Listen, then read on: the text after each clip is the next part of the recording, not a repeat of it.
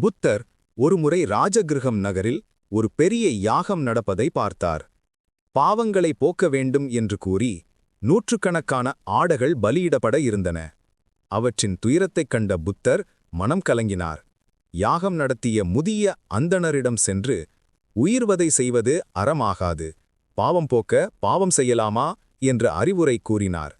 அந்தணர் ஏற்க மறுத்தபோது புத்தர் பலியிடப்பட இருந்த ஆட்டின் முன் சென்று நின்று, இந்த ஆட்டிற்கு பதிலாக என்னை பலியிடுங்கள், உயிரைக் காக்க உயிரை தியாகம் செய்வதே உண்மையான தர்மம் என்று தன் உயிரையே கொடுக்க முன்வந்தார்.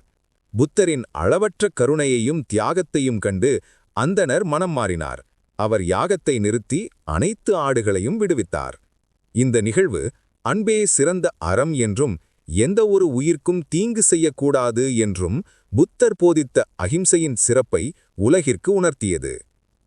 சுருக்கமாக, உலகத் துயரங்களைக் கண்ட இளவரசன் சித்தார்த்தன் துறவு மேற்கொண்டு புத்தராகி தான் உயிரினும் மேலாக போற்றிய கருணையை நிலைநாட்ட ஒரு ஏழை ஆட்டின் உயிரைக் காக்க தன் உயிரையே கொடுக்கத் துணிந்தார்.